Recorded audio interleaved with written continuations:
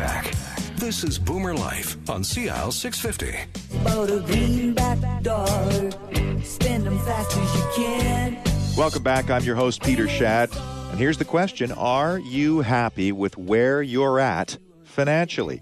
A carefully thought out plan is an integral part of building the life you want for yourself and your family. And yet, for some, money is too personal, and there can be reluctance to engage the help of a financial planner, a qualified financial planner, even though we know people who get together with financial planners always do better. And today we're going to talk about some of the ways to lose the anxiety and get on the path to financial well-being with Mr. Jim Doyle, Senior Financial Consultant with Investors Group Financial Services, Inc. And I'd like to remind you that Jim has been helping people rediscover confidence in their financial futures for 27 years and has a number of credentials to back up that advice. CFP, CLU, TEP, CDFA, CIWM. We're so glad to have you here and sharing your experiences as always with us, Jim. As we delve into the deeper issues here today, do you think it's fair to suggest that many people are uncomfortable when it comes to talking about their money with an advisor? Hugely so. What I've come to see in my 27 years of practice as a financial planner is reluctance to engage the help of a financial planner often stems from embarrassment about exposing spending habits, lack of savings, or financial disarray, or the fear of being sold something that they don't understand. Conversely, there can be a broadly held belief that they don't have enough money to warrant working with a planner. And I'm here to help debunk that rule. It's funny because we share personal information with professionals in many areas of our life all the time, doctors, lawyers, dentists, with no reservations. However, it seems like there's a significant reluctance to reveal all of the personal details of our finances to a professional, even though these revelations could make a big impact when it comes to enhancing our emotional and financial well-being. You know, I like to tease clients a little bit sometimes. You don't keep secrets from your priest. Hopefully you don't keep secrets from your financial planner either. Okay? I've got to say that if you feel anxious about your money, you're not alone. Okay? Multiple studies show that around 7 in 10 Canadians worry a lot about their financial situation, with women more likely to worry than men, and those in midlife more likely to worry than other age groups. Well, we've all been there. At least I have. You wake up in the middle of the night, and before you get back to sleep, your mind creeps towards money matters. What begins as a simple little passing thought of remembering to pay the bills suddenly leaves us anxious about how to climb out of debt or how to stretch our budget for the month. The good news is that you can absolutely put yourself in control of your financial thoughts and actions by taking a step back from your worst fears and making sure that you control your cash and not the other way around. It's possible to dismiss those negative thoughts and actually get some sleep at night. We've been talking about how important it is to connect your clients with their goals. Tell us more about how you do that. Well, thanks for bringing that up. Connecting with our goals really matters. One way to get clients emotionally invested in their financial plan is to start talking about their short-term, medium-term, and long-term goals. There's a lot to be said for focusing on the good aspects of your finances instead of the negative issues and recognizing your financial strengths. So as a planner, you invite the people you work with to envision their ideal retirement activities and maybe even taste what they're going to be doing with their time. Man, I wish retirement planning had a taste. Wouldn't that be awesome? You know, I can't say this enough. We need to banish financial shame. When clients we work with feel most stressed about their finances, okay, and it's usually because that personal budget's out of whack. Regular budget checkups, they're essential. And it's all about expenses because they change. You know, when you're feeling embarrassed about money, remember that by taking time to educate yourself and organize your finances, even if the numbers make you squirm, you can set yourself on a healthier path for the future. Let's look a little closer at the actual steps we need to take on our financial journey. Why don't you walk us down that path?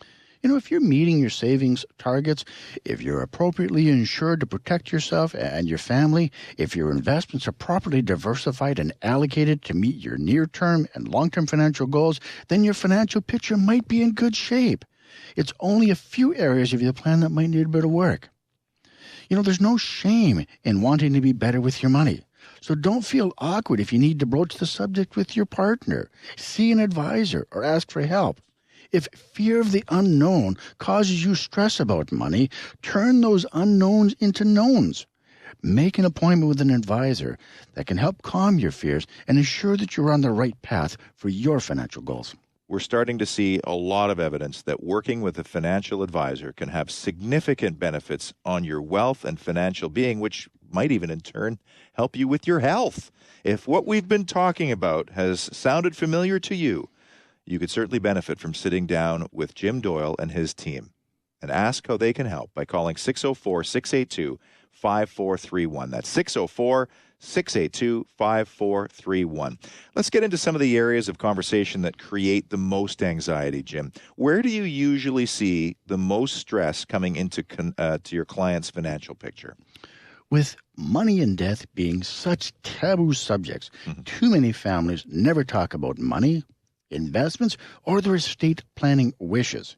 If you're managing money with someone else, like a partner or a spouse, shouldering too much of the burden yourself or not shouldering enough, these can definitely cause stress. It makes total sense that a clear division of financial responsibility can help you feel less anxious about where your money is going when someone else is involved, but that's not so easy. If every time you address the division of responsibility, somebody gets angry or their feelings get hurt. I bet a lot of spouses dread the thought of broaching the clear division of financial responsibility conversation. It's not easy to keep the lines of communication open, especially if one partner's a saver and the other's a spender. The real question might be, how do you have healthy money conversations with your partner? Well, that's a great question for us to talk about, Jim, especially since we know that money is at the root cause of so many divorces. I think for a lot of couples, the problem with most money discussions is they usually arise when there's a problem and creates a sense of conflict, okay? Especially when one person says, honey, can we talk about the budget? And the other person thinks, oh my gosh, what's wrong with the budget? Maybe they assume they're in trouble for spending too much or that they're going to be put on a cash diet. Regardless of the conversation, the very nature of their subject matter likely puts one partner or the other on the defensive. So how do we go about creating space for these conversations to lead to productive outcomes? With all the years I've been doing this, okay, what I've heard from couples that seem to be successful in terms of these types of discussions is that they don't see money conversations as drudgery. Oftentimes, they'll schedule regular monthly money meetings and tie it to something fun, like a date night, so that there's a reward built into it. That is a great positive reinforcement. Excellent idea. I think it helps shape the conversation to focus on shared goals, not just the bills or negative aspects of money-related behaviors. For most couples we work with, even simply talking about goals takes patience and empathy. It's common for each partner that simply has a different understanding of money and what it means to them. And ultimately, they have different expectations of what they want their money to do for them. But it's easy to see how these discussions might create conflict. We often help clients by getting them to consider each other's beliefs and further engage in constructive dialogue to create a mutually agreed upon outcome. Are you telling us, Jim, that money doesn't have to be the relationship wrecker? It does not, okay? And that with a little effort, you can go in some great places. Why do you think, though, money is such a highly charged area in couples? Well, money matters are relationship assassins, unfortunately. Sometimes when couples talk about money, people feel wounded. The conversation seems to be about money, but really, money's a metaphor for so much more.